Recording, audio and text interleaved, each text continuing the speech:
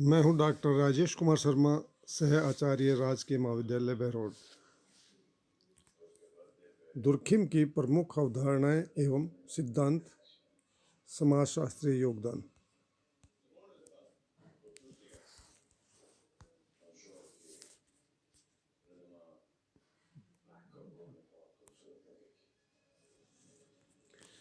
Alex इंकल्स का मत है कि कॉम्ट, स्पेंसर, दुर्खिम और वेबर समाजशास्त्र के संस्थापक पिता हैं।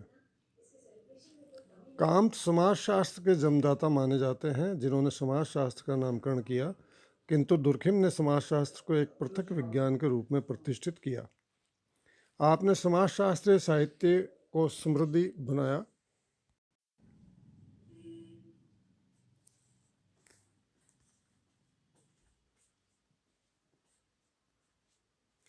और अनेक नवीन अवधारणाएं एवं सिद्धांत प्रस्तुत कर समाजशास्त्र को प्रौढ़ता प्रदान की। इसलिए ही दुर्खिम को समाजशास्त्र में कॉम्ट का उत्तराधिकारी माना जाता है। दुर्खिम ने अनेक नवीन अवधारणाएं एवं सिद्धांतों को प्रस्तुत किया, जो समाजशास्त्रीय जगत में अपने आप को ही प्रतिष्ठित नहीं करते, परंतु समाजशास्त्र को भी अन्य विज्ञानों की तुलना में ऊंचा दर्जा प्रदान करते हैं। हम यहाँ दुर्खिम द्वारा प्रस्तुत विभिन्न अवधारणाओं, सिद्धांतों और समाजशास्त्रीय योगदान का उल्लेख करेंगे। पद्धति शास्त्र, मेथडोलॉजी, समाज में श्रम का विभाजन सिद्धांत, theory of division of labour in society, सामाजिक विकास का सिद्धांत, theory of the development of society, आत्महत्या का सिद्धांत, थ्योरी ऑफ सुसाइड, धर्म का सिद्धांत, थ्योरी ऑफ रिलीजन, ज्ञान का समाजशास्त्र, सोशोलॉजी ऑफ नॉलेज, मूल्यों का सिद्धांत, थ्योरी ऑफ वैल्यूज़, नैतिकता का सिद्धांत, थ्योरी ऑफ मॉरलिटी, सामूहिक चेतना की अवधारणा, कंसेप्ट ऑफ कलेक्टिव कॉन्शियसनेस, सामूहिक प्रतिनिधान की अवधारणा, कंसेप्ट ऑफ कलेक्टिव रिप्रेजेंटेशन, सामाजिक एकता की अवधारणा, कंसेप्ट ऑफ सोशल सॉलिडरिटी, सामाजिक तथ्य की अवधारणा, कंसेप्ट ऑफ सोशल फैक्ट, आदर्शहीनता की अवधारणा, कंसेप्ट ऑफ एनिमी, अपराध, दंड एवं कानून की अवधारणा, concepts of crime, punishment and law, प्रकार्यवाद की अवधारणा, कंसेप्ट ऑफ फंक्शनलिज्म। उपर्युक्त सभी अवधारणाओं एवं सिद्धांतों पर हम यहाँ संक्षेप में चर्चा करेंगे। प्रथम, पद्धति शास्त्र। दुर्खिम ने अपनी पुस्तक समाजशास्त्रीय पद्धति के नियम में समाजशास्त्र की अध्ययन पद्धति का उल्लेख किया है। वे समाजशास्त्र को एक स्वतंत्र विज्ञान बनाना चाहते थे, जिसकी एक विशिष्ट पद्धति हो, जिसका अपना एक विशिष्ट दृष्टिकोण और विशिष्ट मान्यताएं भी हों। उन्होंने कहा कि समाजशास्त्र भी एक विज्ञान है, इसलिए सामाजिक जीवन के अध्ययन के लिए भौतिक विज्ञानों की अध्ययन पद्धति को समाजशास्त्र में भी अपनाया जाना चाहिए। उन्होंने समाजशास्त्रीय अध्ययन पद्धति को दर्शनशास्त्र, मनोविज्ञान एवं प्राणीशास्त्र की व्याख्या से मुक्त कराया और कहा कि भौतिक विज्ञानों की भांति समाजशास्त्र में भी विवेक, तर्क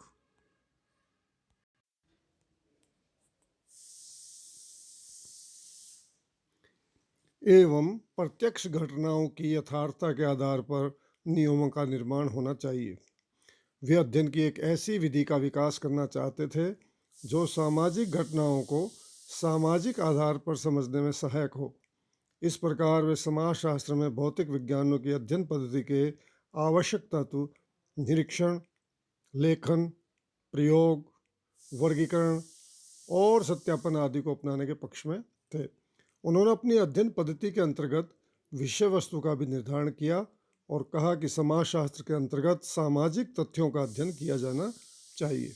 यही नहीं, बल्कि उन्होंने सामाजिक तथ्यों के अवलोकन के नियमों का भी उल्लेख किया और कहा कि सामाजिक तथ्यों को वस्तुओं के रूप में देखा जाना चाहिए। Social facts must be considered as things. इस प्रकार दुर्खिम की समाजशास्त्रीय अध्ययन पद्धति प्राकृतिक विज्ञानों की पद्धति का अनुसरण करती है। वह वैश्विकता और वैज्ञानिकता को समाजशास्त्र की अध्ययन पद्धति का केंद्रीय तत्व मानता है। दुर्खिम ने अपनी पद्धति शास्त्र का विकास करके यह स्पष्ट कर दिया कि सामाजिक जीवन का व्यवस्थित रूप से अध्ययन करने के लिए एक पृथक विज्ञान का विकास किया जा सकता है, एक ऐसा विज्ञान जो मनोविज्ञान और प्राकृतिक विज्ञानों से पृथक होते हुए भी इन विज्ञानों की अध्ययन पद्धति का प्रयोग कर सकता है। साथ ही इस विज्ञान की अपनी स्वतंत्र और विशिष्ट विषय वस्तु हो सकती है, और वह विषय वस्तु है सामाजिक तथ्य और सामाजिक घटनाएं, जो कि किसी एक व्यक्ति के नहीं वरन सामूहिक चेतना की उपज है। समाज में श्रम विभाजन का सिद्धांत, division of labour in society. Durkheim ने समाज में श्रम विभाजन के सिद्धांत का प्रतिपादन अपनी प्रसिद्ध कृति the division of labour in society में किया है। दुर्खिम श्रम विभाजन को सामाजिक परिवर्तन का प्रमुख कारण मानते हैं। श्रम विभाजन की गतिशीलता के आधार पर ही मानव की सभ्यता और विकास को समझा जा सकता है।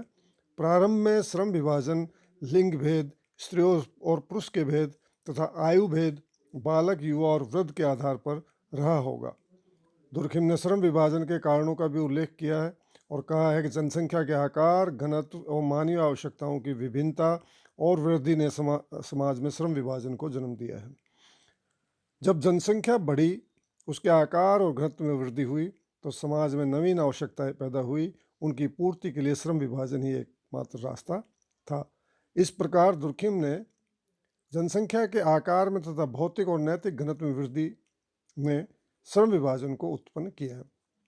दुर्खिम ने श्रम विभाजन के प्रकारों, परिणामों एवं प्रभावों का भी उल्लेख किया है और कहा कि श्रम विभाजन ही समाज में नवीन वर्गों को जन्म देता है, उसमें पारस्परिक निर्भरता उत्पन्न करता है और इस प्रकार समाज में एकता उत्पन्न करता है।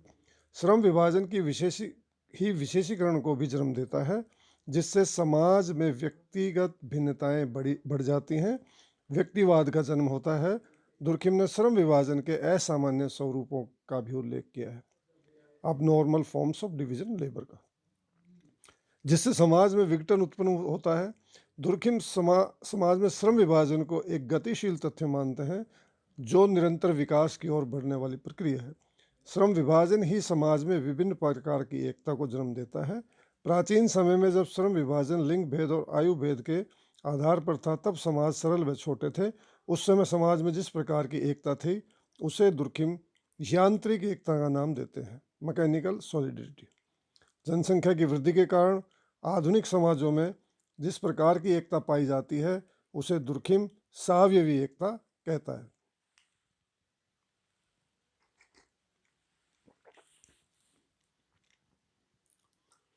सामाजिक उद्विकास का सिद्धांत,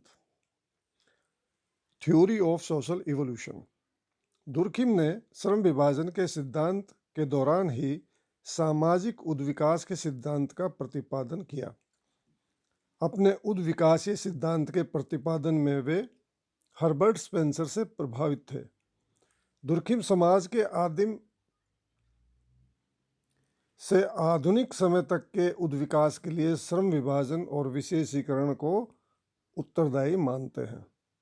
स्पेंसर ने सामाजिक उद्विकास के लिए आर्थिक परिवर्तनों को महत्वपूर्ण माना था, किंतु दुर्खिम इसे अस्वीकार करते हैं। उपयोगितावादी विद्वान सामाजिक उद्विकास के लिए भौतिक सुख समृद्धि में वृद्धि को उत्तरदायी मानते हैं।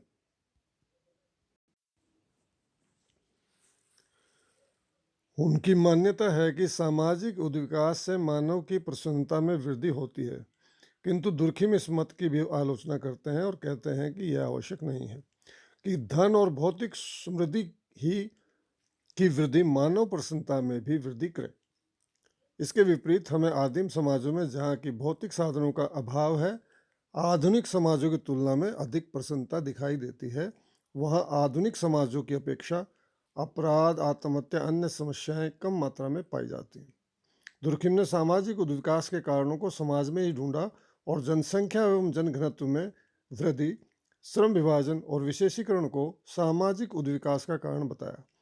श्रम विभाजन की जटिलता के साथ साथ विभेदीकरण एवं विशेषीकरण में वृद्धि होती है, जो कि औद्योगिक और व्यावसायिक उन्नति को भी जन्म देता है। सामाजिक उद्विकास के साथ साथ मानव व्यवहार, सामाजिक नियंत्रण, सामाजिक एकता, आर्थिक संरचना, राजनीतिक संगठन एवं धार्मिक और सांस्कृतिक जीवन में भी परिवर्तन आता है। आदिम समाजों में लोगों के व्यवहारों, भाषा, विचार, रहन सहन आदि में समानता पाई जाती है। समाज में नियंत्रण बनाए रखने के लिए परंपराओं और प्रथाओं का प्रयोग किया जाता है। ऐसे समाजों में यांत्रिक एकता पाई जाती थी।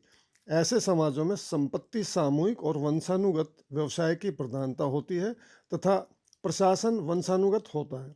इसमें शिक्षा का अभाव, लोक नृत्य, लोकगीतों और सामूहिक उत्सवों की प्रधानता पाई जाती है।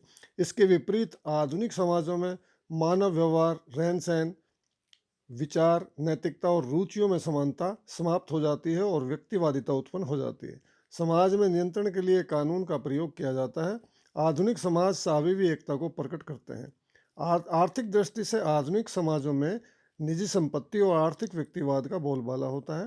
राजनीतिक दृष्टि से शासन और शक्तियों के संबंध समझौते पर आधारित होते हैं तथा वंशानुगत सत्ता समाप्त हो जाती है।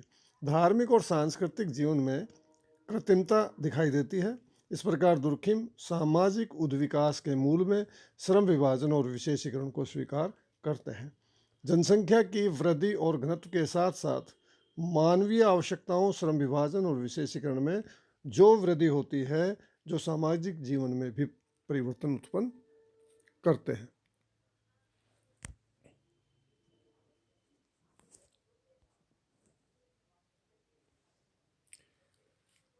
आज का ये व्याख्यान अब यहीं संपन्न होता है। इससे संबंधित और दुर्खिम से संबंधित जो भी सिद्धांत दुर्खिम द्वारा प्रतिपादित किए हैं वो आपको नेक्स्ट वीडियो में अवेलेबल होंगे और इनसे जुड़े हुए written matter, printed matter WhatsApp group पर भी आप देख सकते हैं। धन्यवाद।